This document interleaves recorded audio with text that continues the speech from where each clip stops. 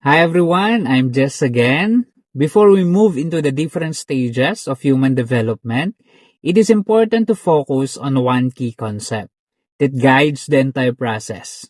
This is called the developmental task.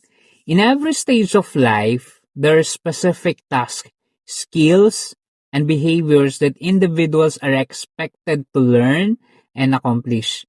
These tasks act as guideposts of development, helping a person move smoothly from one stage to the next. According to Robert Havighurst, a developmental task is one that arises at a certain period in life. When these tasks are successfully achieved, they lead to happiness and success in later developmental tasks. Pero, kapag hindi ito na-achieve, it may result in unhappiness, social disapproval, and difficulty in future stages. Ibig sabihin, may chain reaction. What happens in one stage affects the next stage of life. Developmental tasks are not only personal goals. They are shaped by biological maturity, social expectations, and of course, sa cultural influences. Kaya habang nagmamature ang isang tao, natural na may lumilitaw na task that match his or her abilities and readiness. Kaya kapag tama ang timing at support, mas nagiging successful ang development. As we go through this lesson, tandaan natin na developmental tasks give direction to human development. They help us understand what is expected at each stage of life and why some individuals struggle when these tasks are not properly accomplished. Kaya sa mga susunod na bahagi, we will see how these developmental tasks appear in different stages and how they influence human behavior and growth. So we will focus on the developmental tasks across the lifespan by Robert Havighurst. Simulan natin sa pinaka first stage, which is the infancy and early childhood, 0 to 5 years. This stage is the foundation of life. Dito nangyayari yung pinaka rapid development, physically, mentally, and of course, emotionally. Kaya yung tanong, bakit importante yung task sa stage na to? So what are the following tasks na meron dito? Una, learning to walk. This builds independence. Once a child can move, mas nakakapag-explore kasi siya ng environment, which helps brain development. Pangalawa, learning to talk. Language is very important because it becomes the tool for thinking and expressing emotions. Pangatlo, toilet training. Hindi lang ito about physical control, ha? It teaches discipline and self-regulation. Pang-apat, learning right from wrong. Dito nagsisimula yung tinatawag nilang conscience. Pang-apat, readiness for reading. This prepares the child for formal schooling. Kaya if these tasks are not properly developed, the child may struggle later with confidence, communication, or emotional control. So ano yung main theme dito?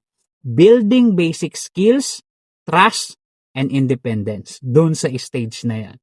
Pangalawang stage, we have middle childhood, 6 to 12 years. This is the elementary stage. Elementary stage na siya. Dito nagiging importante ang achievement and peer relationships. Children start comparing themselves with others. Nagiging conscious na sila if they are good or not good at something. Bakit importante naman yung task dito sa stage na to? Unang task is academic skills. Reading, writing, math. This build intellectual competence kasi. Pangalawa, learning to get along with peers. Teaches teamwork and social skills naman. Pangatlo na task, building self-esteem. If a child experiences too much failure, pwedeng ma-develop ang inferiority sa kanila. Pangapat, developing values and morality. Mas naiintindihan na nila ang fairness and rules. So ano yung main theme naman sa next stage natin? Competence and confidence. Kapag successful dito, mas magiging confident ang bata moving forward. Okay? Pangatlong stage, adolescence, 13 to 18 years. This stage is about transition from childhood to adulthood. Marami na ang physical changes na nangyayari dito. But more importantly, may cognitive changes. Teenagers can now think abstractly and question beliefs. Bakit critical? Bakit critical yung stage na to? Ano yung mga task? Una, accepting one's body. Important for self-esteem. Pangalawa, emotional independence from parents. Hindi ibig sabihin lalayo, but forming your own identity. Pangatlo, preparing for career and family life. This gives direction naman. Pang-apat, developing personal values. This helps guide decision. So this is the stage where young people ask, who am I? Ano ba talaga yung gusto ko? If identity is not formed properly, pwedeng magkaroon ng confusion or unstable decision later in the next stage. So ano yung main theme? Identity naman at saka independence. Okay? Next stage, we have early adulthood, 19 to 29 years. This stage focuses on building stability. Dito pumapasok yung serious relationship na, career decisions, and long-term commitments. Kaya, bakit importante yung task dito? At ano yung mga task? Una, selecting a mate and learning to live with a partner.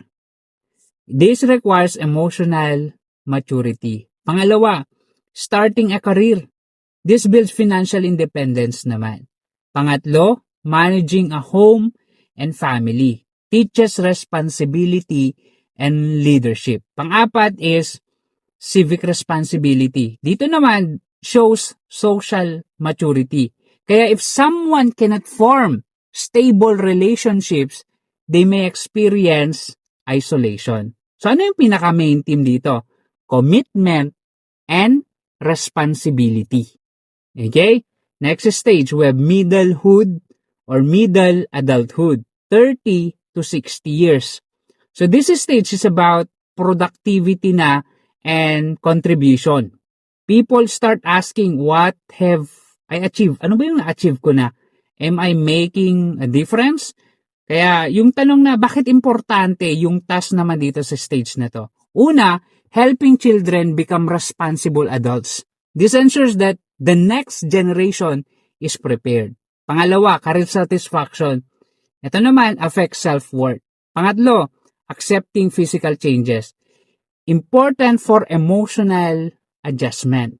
Pang-apat, developing hobbies or leisure activities. This prevents burnout and stress. Kaya if someone feels stagnant or unproductive, they may experience dissatisfaction or midlife crisis. So ano yung main theme? Generativity and of course, contribution dito sa stage na to. And the last stage is later maturity, 61 years and above. This stage focuses on adjustment and reflection. Although physical strength may decline and of course wisdom increases. Pero bakit importante yung task pa rin dito? Unang task is adjusting to retirement. So it requires redefining purpose. Pangalawa, coping with loss. Emotional resilience is needed. Pangatlo, maintaining relationships. Para saan? Para ma-prevent yung loneliness. Pang-apat, life review. Reflecting on life experiences and finding meaning. Kaya if a person cannot accept aging, they may experience regret or bitterness. So ano yung main theme? Acceptance, reflection, and of course, wisdom. So ano yung pinaka-quote ni Havighurst dito sa theory na to? This shows that development is continuous. Each stage builds on the previous one. Early childhood builds foundation. Middle childhood builds confidence. Adolescence builds identity. Early adulthood builds commitment. Middle adulthood builds contribution. And later maturity builds reflection. So yung development is not random. May pattern siya. May expectations bawat stage. And how will we accomplish our developmental tasks today affects who we become tomorrow.